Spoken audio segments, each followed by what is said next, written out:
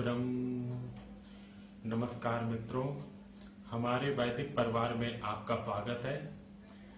श्री वेद भाष्यकार श्री स्वामी शरण जी के मुख से वेद मंत्रों की सरल और प्रमाणिक व्याख्या सुनने के लिए हमारे YouTube चैनल को अधिक से अधिक लोगों तक पहुंचाएं, सब्सक्राइब करें, जिससे वेदों का प्रकाश घर घर तक पहुंच सके। आप कमेंट कर प्रश्न भी कर सकते हैं, हम सब प्रमाण उत्तर अवश्य देंगे। घर घर वेद मंदिर स्थापना अभियान में जुड़कर हमें सहयोग प्रदान करें। हमारा वेद भाष्य, वेदायन और अन्य वैदिक साहित्य घर बैठे तक में मंत्र खोजने के लिए विषय सूची ही देखा करें। हाँ, ये बात ध्यान आ गई तो बता देता हूँ, क्योंकि वेदायन के कितने संस्करण छपे हैं ये मेरी जानकारी में नहीं। समझ रहे हैं, बहुत समय से वेदायन छप रहा है, उसके बहुत से संस्करण छपे हैं और नए संस्करण में कुछ ना कुछ संशोधन परिवर्तन होता। तो एक ने बताया कि इस पृष्ठ संख्या पर है, हो सकता है दूसरे की पुस्तक में उसी पृष्ठ संख्या पर ना मिले। किसी के पास कोई संस्करण होगा, किसी के पास कोई संस्करण होगा। अब अंतिम संस्करण आप लोगों से बात करने के बाद तय होगा। अब जो आएगा उसे अंतिम संस्करण माना जाएगा। तो इसलिए पृष्ठ संख्या पूछे नहीं, अपनी पुस्तक में विषय सूची देखें, यही उचित है सभी के लिए। ठीक है, तो विशापुत्र जी प्रारंभ करें। रिकॉर्डिंग ऑन, माइक ऑन, आपकी व्याख्या प्रारंभ जी। ओम वाक सूक्त, ऋग्वेद मंडल 10 सूक्त 125। ऋषि वाक, देवता परमात्मा, छंद त्रिष्टुप, स्वर दैवत अनुदात्त। ओम अहम रुद्रेभिः वसुभिः चरामि, अहम आदित्यै उत विश्वे देवैः, अहम मित्रा वरुणा उभा बिभर्मि, अहम इंद्राग्नि, अहम अश्विना उभा। रुद्रो वसुओं के साथ चलूं, आदित्य तथा जो विश्वदेव, मैं मित्र वरुण को धारण कर, मैं इंद्र अग्नि अश्विना धरे। अहम मैं रुद्रे भी रुद्रों के साथ तथा वसुभी वसुओं निवासियों वासदाताओं के साथ चरामी विचरण करता हूँ। अहम मैं आदित्यई आदित्यों समन्तात दाताओं प्रकाशमान के साथ उत तथा विश्वेदेवई विश्वेदेव सभी देव दिव्यदाताओं प्रकाशमानों के साथ चरामी विचरण करता हूँ। अहम मैं उभा दोनों मित्रा वरुणा मित्र और वर्णीय को विभर्मी भरण धारण करता हूँ। अहम मैं इंद्राग्नि इंद्र और अग्नि परम ऐश्वर्यवान और अग्रणी प्रगतिशील को तथा अहम मैं उभा दोनों अश्विना तीव्र गति युक्त व्यापक को विभर्मी भरण धारण करता हूँ। भावार्थ, परमात्मा के साथ भावनात्मक तादात्म्य अनुभव करते हुए साधक को अनुभव होता है कि वह विविध गुणों दिव्यताओं के साथ एकाकार हो गया है। वह कहता है कि मैं रुद्रों के साथ तथा वसुओं अर्थात निवासियों वासदाताओं के साथ विचरण करता हूँ। मैं आदित्यों अर्थात समन्तात दाताओं प्रकाशमानों के साथ तथा विश्वदेव अर्थात सभी देवों दिव्यताओं प्रकाशमानों के साथ विचरण करता हूँ। मैं दोनों मित्र और वर्णी को भरण धारण करता हूँ। मैं इंद्र और अग्नि अर्थात परम ऐश्वर्यवान और अग्रणी प्रगतिशील को तथा मैं दोनों तीव्र गतियुक्त व्यापकों को भरण धारण करता हूँ। धात्वादि निरुक्त। अहम सर्वनाम, रुद्रे भी रुद्र रुदन करना रोना रुलाना, वसुभिः वस वास करना, चरामी चर जाना चलना विचरण करना आचरण करना, वीरता दिखाना, प्रयास करना। अहम सर्वनाम आदित्य आ उपसर्ग दा देना, दीप दीप्त होना, प्रकाश होना। अदिति अ उपसर्ग दी क्षय होना, नष्ट होना। दो खंडन करना। उत अव्यय निपात विश्वदेवै विश्व सर्वनाम दिव गति करना, प्रकाश करना, स्तुति करना, आनंद करना, प्रीति करना, गर्व करना। अहम सर्वनाम मित्रावरुणा मिद मिरीति करना, व्री वर्ण करना, आच्छादन करना। उभा सर्वनाम विभर्मी भ्री भरण करना, धारण करना। अहम सर्वनाम इंद्राग्नि इंद्र परमेश्वर होना, अग गति करना। अहम सर्वनाम अश्विना अस व्यापक होना, तीव्रता से पहुँचना। उभा सर्वनाम ओम खम ब्रह्म। ओम खम ब्रह्म। आज से हम लोग वाक सूक्त प्रारंभ कर रहे हैं। यह भी ऋग्वेद का बहुत ही महत्वपूर्ण, बहुचर्चित सूक्त है।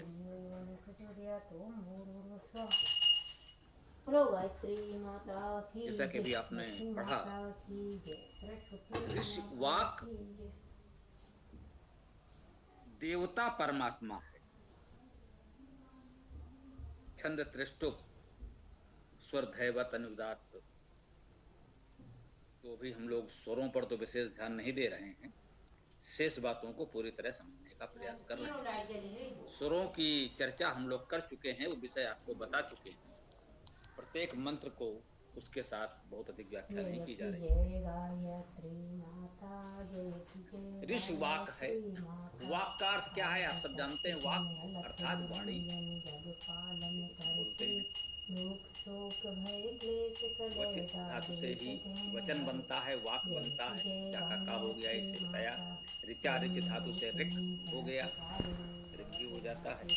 तो वच बोलना धातु से वचन, वाचा,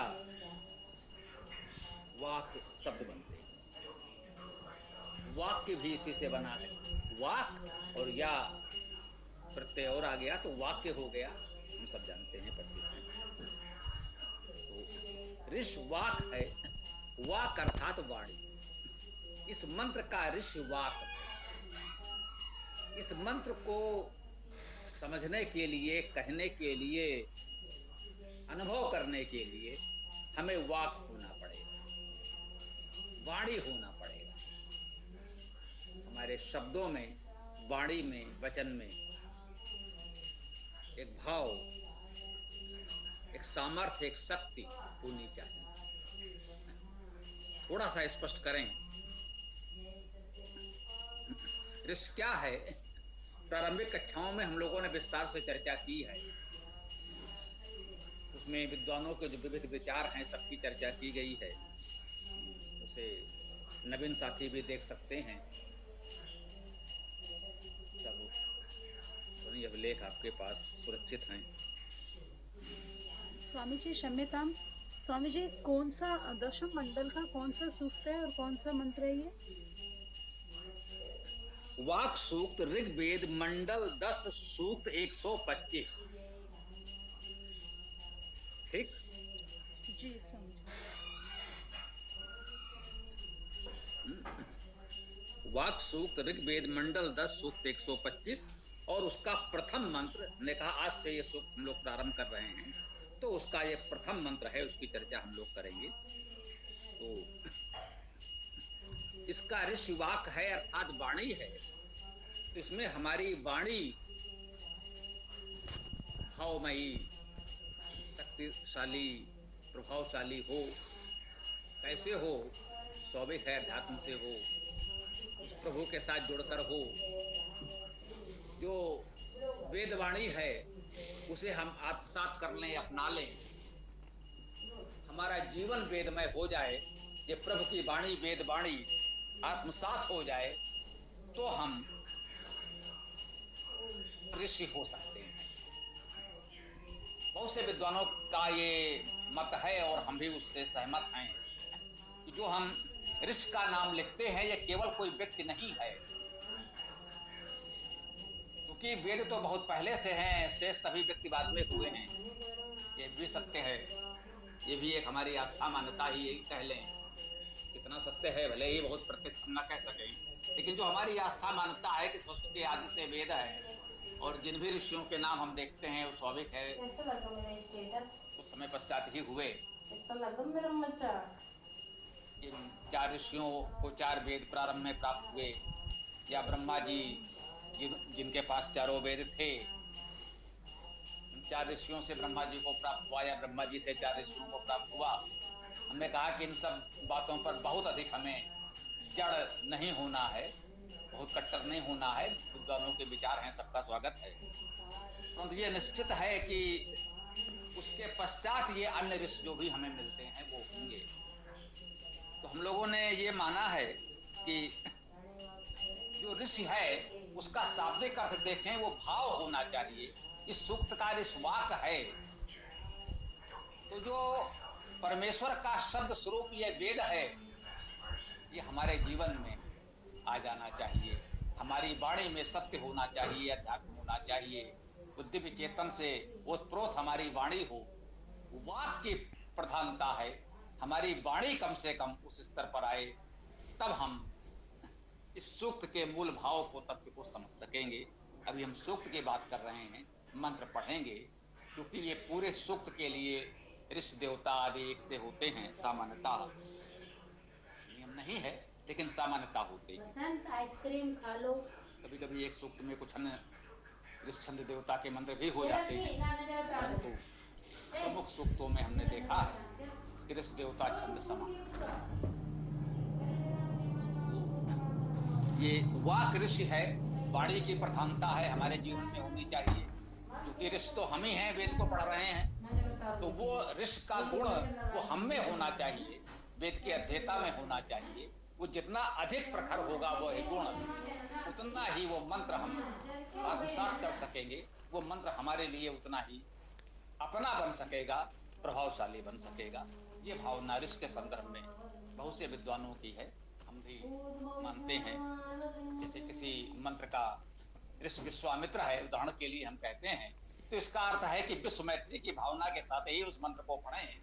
किसी को हानि पहुंचाने की भावना से उस मंत्र का उपयोग करने के बारे में तो सोचे भी नहीं। इस मंत्र का ऋषि विश्वामित्र है, वो तो विश्व का मित्र है, किसी का शत्रु हो ही नहीं सकता। तो शत्रु को हानि पहुंचाने की भावना से वो मंत्र तो नहीं पढ़ा जा सकता जिसका ऋषि विश्वामित्र हो। तो वैसे ही इस सूक्त का ऋषि वाक है, वाणी है। यदि हमारे वाणी पर ही संयम नहीं है, वाणी पर ही नियंत्रण नहीं है, हम अपशब्दों का प्रयोग कर सकते हैं, हम असत्य भाषण बोल सकते हैं। अक्सर हम असत्य बोलते हूँ, अपशब्दों का प्रयोग करते हूँ, निंदित वचन बोलते हूँ, तो ये सूक्त हम क्या पढ़ेंगे, क्या समझेंगे, कैसे आत्मसात करेंगे, ये संभवतः सरल नहीं होगा। तो ये पहला बात हमको इसमें सीखना यही है कि हमारी वाणी में सत्य हो, शील हो, सद्भाव हो, तो उत्तम बात है। और देवता इसका परमात्मा है। वैसे तो संपूर्ण वेद का देवता परमात्मा है, इसमें तो कोई संदेह नहीं। विभिन्न नामों से किसी सूक्त का देवता अग्नि है, तो वहां पर परमात्मा को अग्नि नाम से कहा गया है। किसी सूक्त का देवता विष्णु है, तो वहां परमेश्वर को विष्णु नाम से कहा गया है। ये हम देखते आ रहे हैं। अभी हमने पुरुष सूक्त पढ़ा इसके पहले, तो वहां परमेश्वर को पुरुष के नाम से कहा जा रहा है, यज्ञ के नाम से कहा जा रहा है। तो जहां पर देवता परमात्मा है, इस सूक्त में हम परमेश्वर को परमात्मा के नाम से ही कह रहे हैं।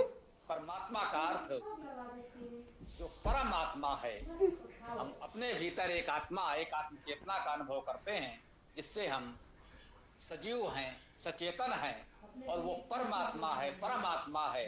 वो तो संपूर्ण सृष्टि में व्याप्त चेतना है, इसलिए उसे परमात्मा कहते हैं। इस सूक्त में हमें उसी परमात्मा के विषय में जानकारी मिलेगी।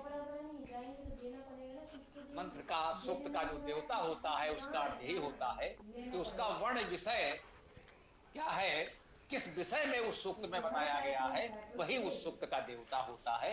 इस सूक्त का देवता परमात्मा है। तो स्पष्ट रूप से परमात्मा का ही वर्णन किया जाएगा, अर्थात जो परमात्मा के रूप में है, जो परम चेतन सत्ता के रूप में है, जो संपूर्ण विश्व ब्रह्मांड में सर्वव्यापी चेतना है, सर्वव्यापी आत्म तत्व है, उसके विषय में यहाँ पर चर्चा की जाएगी। इस सूक्त में छंद त्रिष्टुप है, अर्थात 11-11 वर्णों के 4 चरण होते हैं। ये त्रिष्टुप छंद होता है। हम लोगों ने इसके पहले हिरण्यगर्भ सूक्त पढ़ा, वह भी त्रिष्टुप छंद में था। 11-11 वर्णों के 4 चरण होते थे। तस्मै देवाय हविषा विधेम, शिव संकल्प से आप लोग परिचित हैं। तन्मे मना शिव संकल्प मस्त, वह भी त्रिष्टुप छंद में है। त्रिष्टुप छंद वेद का बहुत ही प्रिय सरस छंद है। आइए अब हम आज इस वाक सूक्त का प्रथम मंत्र आपके समक्ष प्रस्तुत करने का प्रयास करते हैं। ओम अहिम रुद्रेभिः वसुभिः चरामि, अहिम आदित्ये उत विश्वदेवै, अहिम मित्रावरुणा उभा विभर्मि, अहिम इंद्राग्नि अहिम अश्विना उभा। ओम रुद्रों वसुओं के साथ चलूं, आदित्य तथा जो विश्वदेव, मैं मित्र वरुण को धारण कर, मैं इंद्र अग्नि अश्विना धरे। तो देखिए इस सूक्त का ऋषि वाक, इसकी वाणी सिद्ध है। जो उत्तम वाणी के उत्तम आध्यात्मिक प्रभाव से युक्त है वो ऋषि कह रहा है। उस भावना से हम इस मंत्र को कह रहे हैं। अहम रुद्रेभिः वसुभिः चरामि, अहम मैं रुद्रेभिः रुद्रों के साथ, वसुभिः वसुओं के साथ, चरामि चरता। मैंने वेद के शब्दों में अर्थ कर दिया चरण में। समझिए क्या कह रहे हैं। अहम रुद्रेभिः वसुभिः चरामि, अहम मैं रुद्रेभिः रुद्रों के साथ, वसुओं के साथ चरता। हमने विभक्तियां लोक भाषा के दी, बाकी शब्द ज्यों का त्यों प्रस्तुत किया।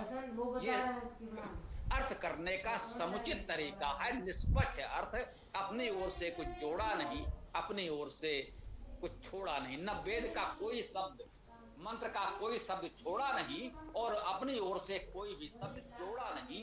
इस निष्पक्षता के साथ आप वेद का अर्थ करेंगे, तब आप वेद का सच्चा अर्थ अनुभव कर पाएंगे।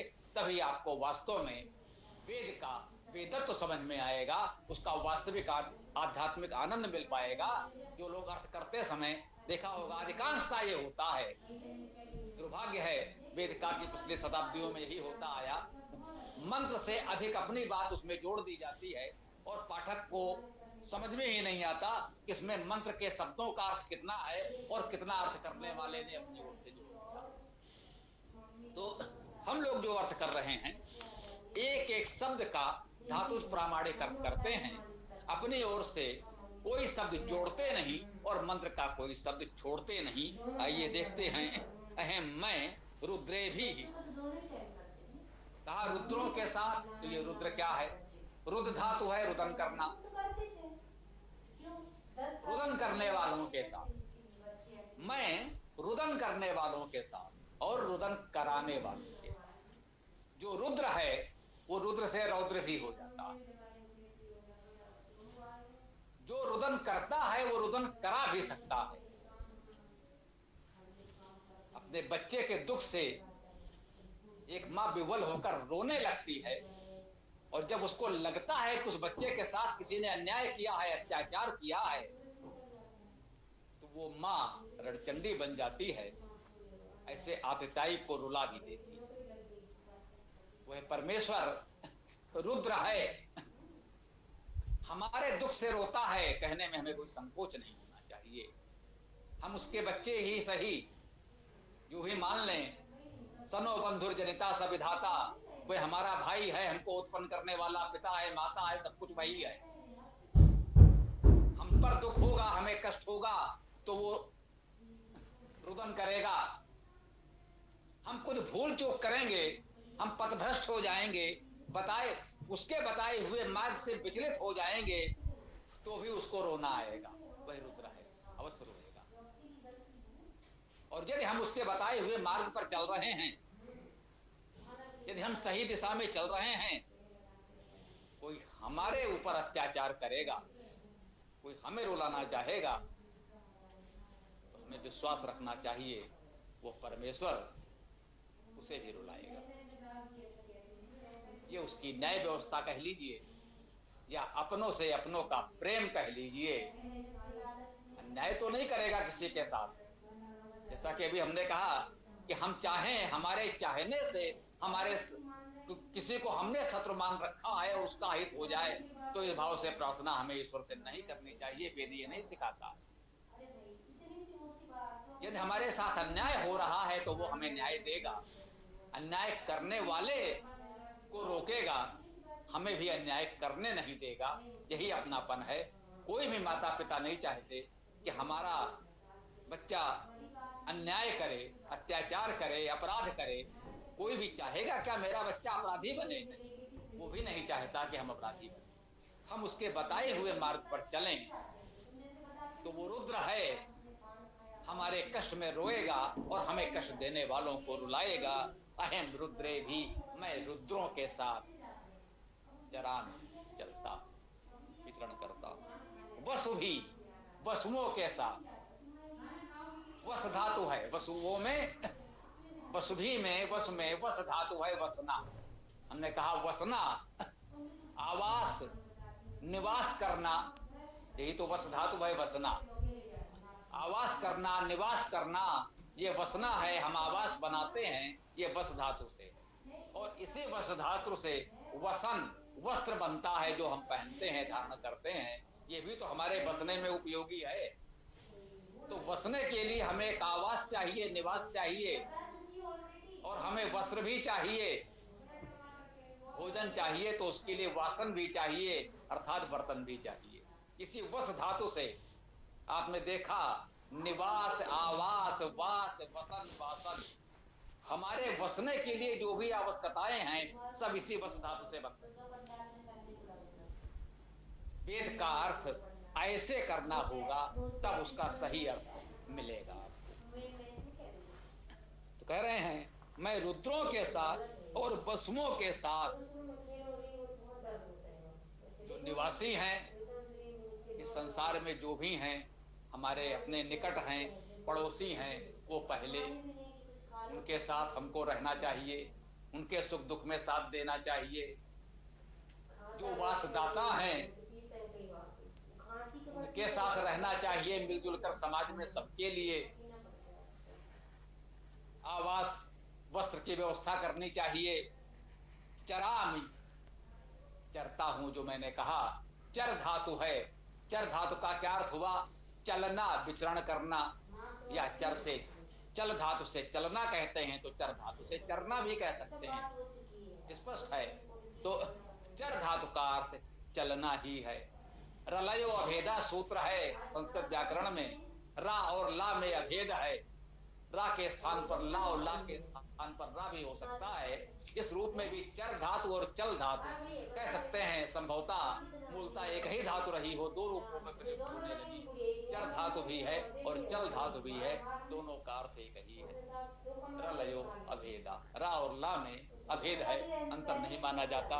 अर्थ करने में सामान्यता ऐसा हो जाता है, बहुधा हो जाता है, व्याकरणाचार्यों ने स्वीकार किया। तो कह रहे हैं मैं रुद्रों के साथ और वसुओं के साथ विचरण करता हूं।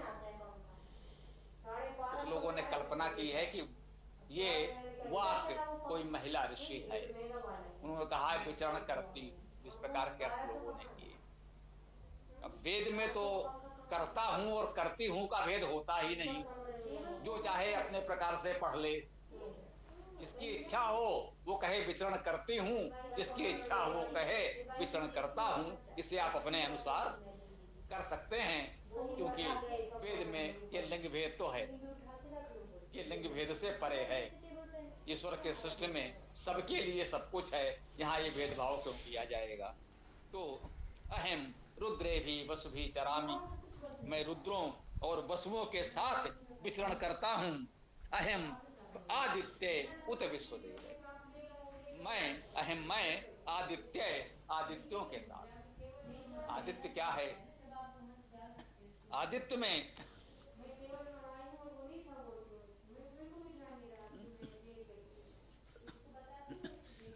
में आ उपसर्ग मानकर दा देने का अर्थ भी लिया गया है। आदित्य शब्द से गुण होकर अपत्यर्थ में आदित्य बनेगा। आ नहीं, आ उपसर्ग है नहीं, और दीक्षये धातु से आदित्य बनता है, और आदित्य से गुण होकर आदित्य बनता है। आदित्य का क्या अर्थ हुआ? अक्षय। आ नहीं, क्षय धातु है, अक्षय अविनाशी। जो अक्षय अविनाशी है वो आदित्य है, उससे संबंधित जो है वो आदित्य है। अगर दीर्घ आ को उपसर्ग मानेंगे, आ का अर्थ हो जाएगा समन्तात संपूर्ण, तो दा धातु है, उसका अर्थ है देना। दीप धातु है, जिसका अर्थ है दीप होना, प्रकाश होना। इस प्रकार से भी अर्थ विद्वानों ने किया है। हम आपके समक्ष सभी संभावनाएं रख देते हैं। हमसे पूर्व जो विद्वानों ने परिश्रम पूर्वक इसके सुंदर अर्थ किए हैं, तो नकारें क्यों? सबका सम्मान करें, हमें और अधिक लाभ होगा। एक से ही क्यों लें, हम सबसे ले लें, अच्छा होगा। तो एक तो अदिति जो अक्षय है, अविनाशी है, और जो आ समन्तात दाता है, दानी है, दीप्त है, प्रकाशमान है, इन सभी गुणों से युक्त जो है वो परमेश्वर ही तो है। तो परमेश्वर को हम किस धातु किस अर्थ में कितना सीमित करेंगे? अधिक से अधिक जो भी धातु में शब्द में ग्रहण होती हो ग्रहण करें। जितने भी अर्थ निकलेंगे वे परमेश्वर के वाची हैं। तो सारे गुण परमेश्वर में तो हैं ही। सभी अर्थ स्वीकार्य हैं, सभी अर्थ सही हैं, सत्य हैं, कैसे नकार सकते हैं? सभी ठीक हैं। तो आदित्य महत्वपूर्ण शब्द है वेद में, उसे समझना होगा। और बहुत प्रयास करके हमने इस आदित्य शब्द को प्रस्तुत करने का प्रयास किया है। विभिन्न विद्वानों ने इसके क्या क्या अर्थ किए हैं, किन किन धातुओं को इसमें ग्रहण किया है, तो वो हमने आपके समझ प्रस्तुत करने का प्रयास किया है। कह रहे हैं कि अहम आदित्य, मैं आदित्यों के साथ, अक्षय विनाशी के साथ, समन्ता दाता के साथ, प्रकाशमानों के साथ, चराम सबके साथ चलेगा, विचरण करता हूं। उत विश्वदेव, उत और तथा जो हम लोग भाषा में प्रयोग करते हैं, उत वैदिक अव्यय है, उसी अर्थ में आता है। उत अर्थात तथा। मैं आदित्यों के साथ, अहम आदित्य, मैं आदित्यों के साथ, उत तथा विश्वदेव, विश्वदेवों के साथ। विश्वदेव, विश्वदेव का अर्थ क्या हुआ? सभी देव। हाँ, यहां पर ये ध्यान दीजिएगा, ये सारे गुणवाचक शब्द बहुवचन में आ रहे हैं। तो ये बात भी महत्वपूर्ण है। देखिए, रुद्रे भी, ये भी बहुवचन में है। रुद्र का बहुवचन रुद्रे भी, ये भी हमने आपको बताया था कि संस्कृत व्याकरण में रुद्रय हो सकता है, रुद्रे भी नहीं हो सकता। वे कहेंगे रुद्रे भी, तो ठीक नहीं है। उनके व्याकरण के अनुसार, संस्कृत वालों की व्याकरण के अनुसार रुद्रय होगा, लेकिन वेद में रुद्रे भी होगा। अब वेद से बड़े तो कोई व्याकरणाचार्य नहीं हो सकते, हमारा ऐसा विचार है, कोई असहमत हो सकता है। तो वेद में रुद्रे भी होता है, इसलिए ठीक है। वसु भी तो होता ही है, ये भी बहुवचन है। रुद्रों के साथ, वसुओं के साथ। आदित्य, ये भी बहुवचन में है, आदित्यों के साथ। जैसे हमने कहा कि रुद्र हो सकता था, वैसे यहाँ आदित्य है क्या? ये वर्ण गणना करते हैं। रुद्र करते तो 2 ही वर्ण होते।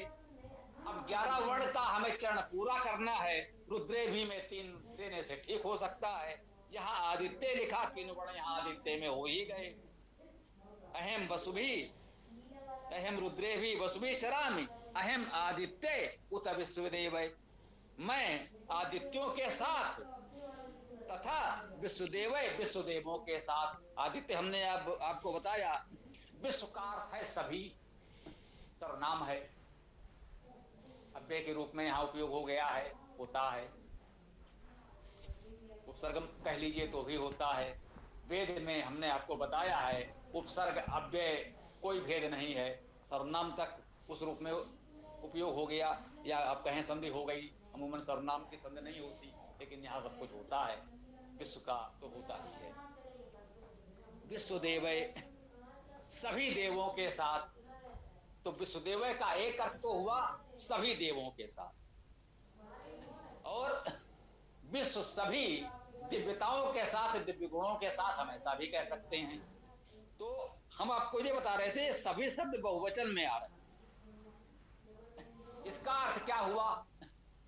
परमेश्वर तो एक है, परमात्मा तो एक है, और इस सूक्त का देवता भी परमात्मा है, और वह एक है, वह तो अनेक हो नहीं सकता। तो ये बहुवचन में जब आ रहा है तो यह परमेश्वर के लिए नहीं है, यह किसके लिए है? हमारे आपके लिए, ऋषियों के लिए, उन गुणों से संपन्न उपासकों के लिए है। अहम जो मैं है, अहम एक वचन में, इस मंत्र का देवता परमात्मा है। ये अहम उस परमात्मा के लिए है।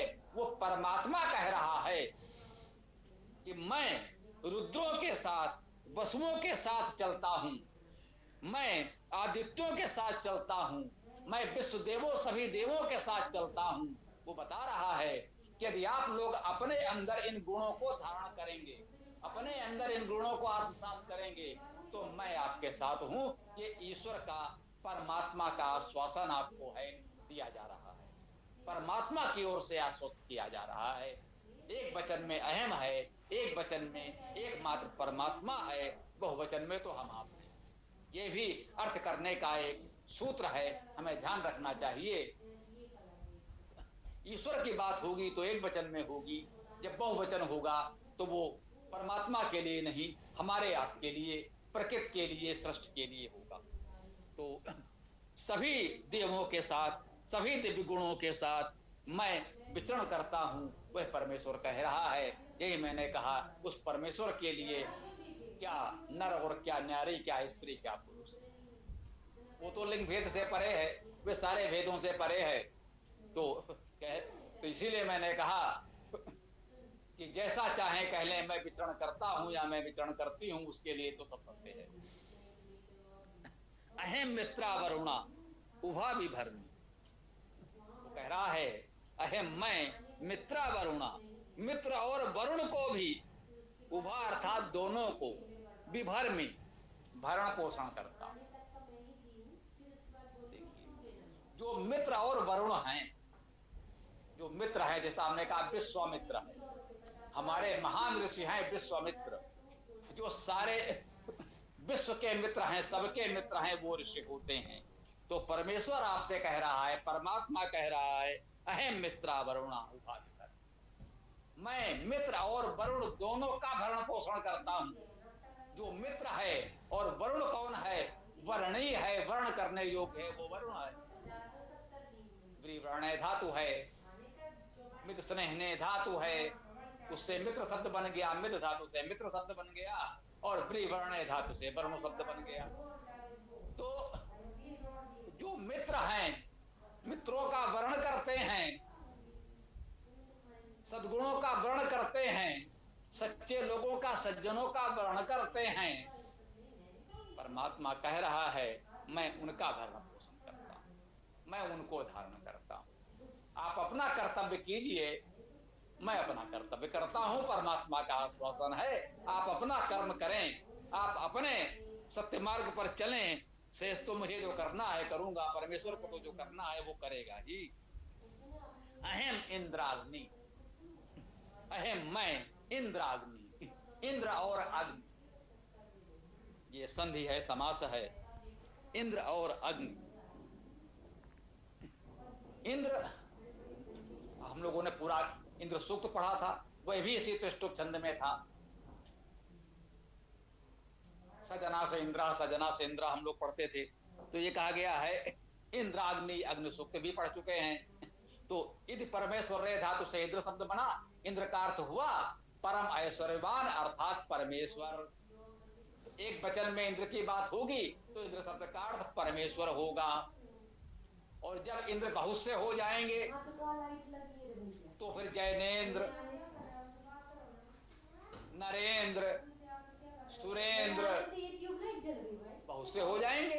तो संसार में बहुत से इंद्र हो जाएंगे। जो भी प्रभावशाली शासक संपन्न वर्ग है, ऐश्वर्यवान है, वे सब इंद्र हो जाएंगे। तो लौकिक अर्थ में बहुवचन में आ जाएगा तो ये सब हो जाएंगे। और आध्यात्मिक अर्थ में एक वचन में इंद्र तो केवल परमेश्वर एकमात्र परमात्मा होगा। इंद्र का अर्थ हुआ परम ऐश्वर्यवान।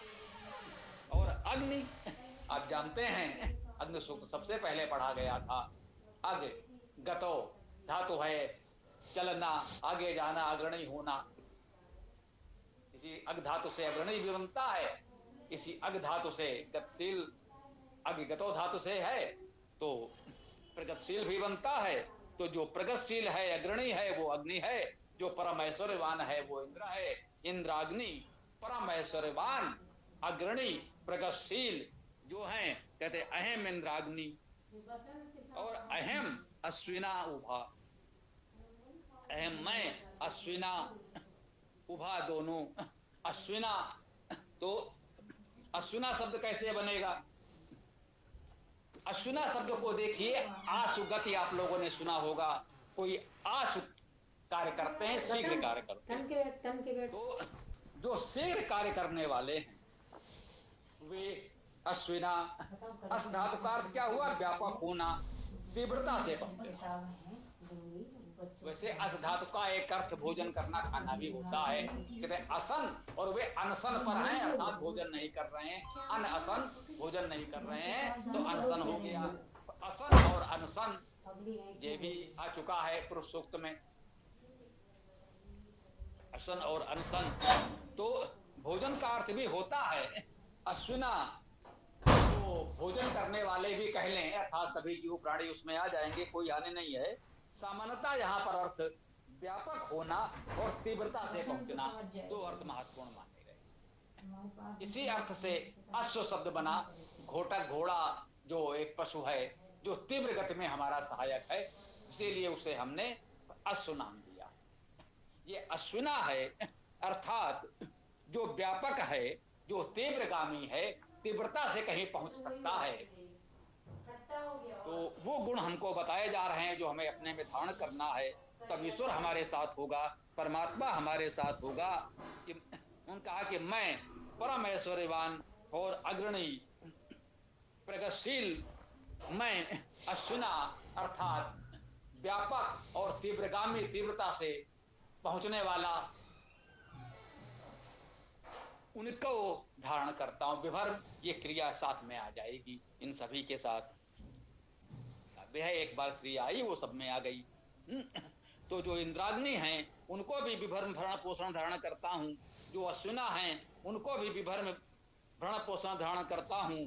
मित्रा वरुण को, मित्र और वरुण को भी भरण पोषण धारण करता हूं। ये बताया इस मंत्र में कि अहम रुद्रे ही वसु भी चरामी, मैं रुद्रों और वसुओं के साथ विचरण करता हूं। अहम आदित्य उत विश्वदेव, मैं आदित्यों और विश्वदेवों के साथ विचरण करता हूं। तथा मैं मित्र और वरुण दोनों को धारण करता हूं। मैं इंद्र और अग्नि को और अश्विना को भी धारण करता हूं। यह इस मंत्र में परमात्मा ने हमको आश्वस्त किया, कहना चाहिए आश्वस्त किया है कि आप इन गुणों को अपने में धारण करें तो परमेश्वर आपको अपने में धारण करेगा।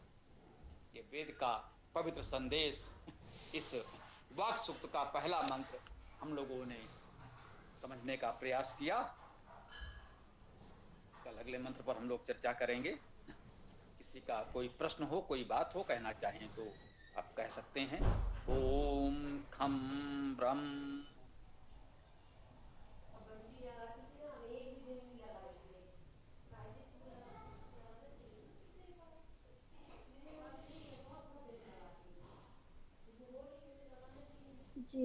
प्रश्न हो तो कहिए।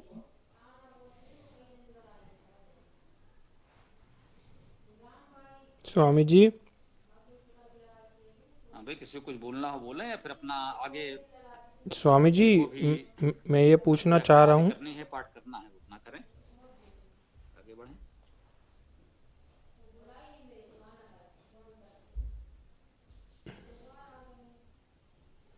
हाँ, ईसा पुत्र जी कुछ कह रहे हो तो बताएं।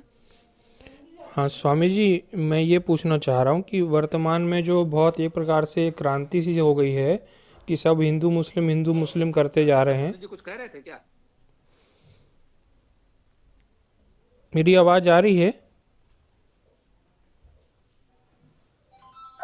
हाँ भाई जी, आ रही है, बोलिए। मैं ये कह रहा था जो भी करना है आगे बढ़िए।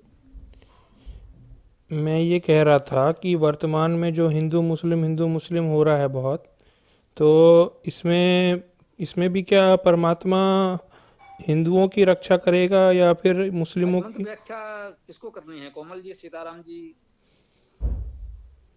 गुरुजी, ईशा पुत्र भाई जी कुछ बोल रहे हैं, क्या आपके पास आवाज नहीं आ रही है? सीताराम जी, आपको करना है।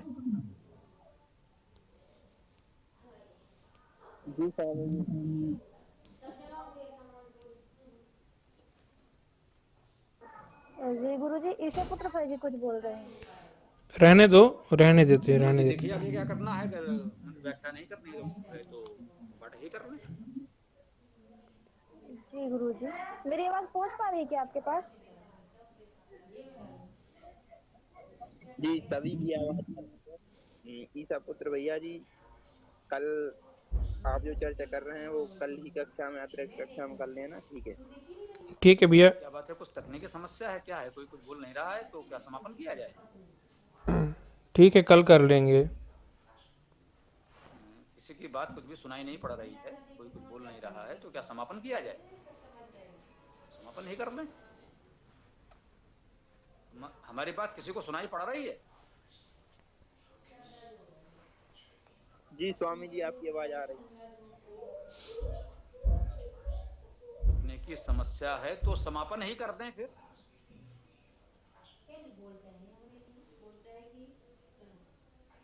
हाँ, आवाज आ रही है तो ठीक है, किसी को कुछ बोलना हो तो देख लीजिए, कुछ भी पाठ आदि करना हो या फिर समापन करना चाहें कर दें, समस्या है।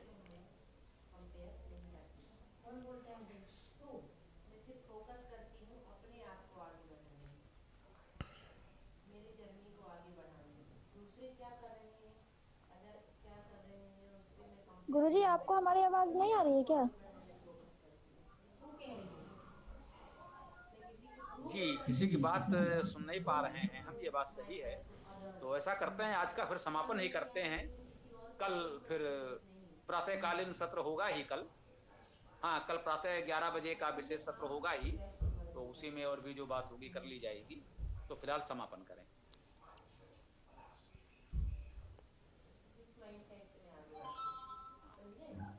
जी, तो समापन करते हैं। ओम यो असौ आदित्य पुरुषः खं ब्रह्म। ओम यो असौ आदित्ये पुरुषः सो असौ अहम्। ओम खं ब्रह्म। ओम खं ब्रह्म।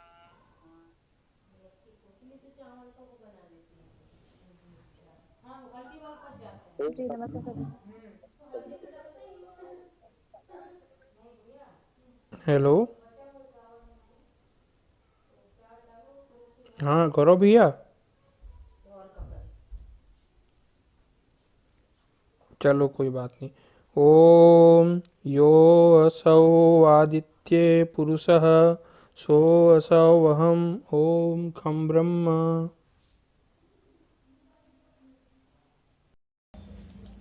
पूरा वीडियो देखने के लिए बहुत बहुत धन्यवाद।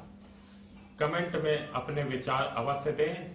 आपको कोई भी प्रश्न पूछना हो तो कमेंट बॉक्स पर कमेंट कर सकते हैं। डिस्क्रिप्शन में वेबसाइट का लिंक दे दिया गया है, उसमें अधिक जानकारी प्राप्त कर सकते हैं। धन्यवाद। ओम खम ब्रह्म।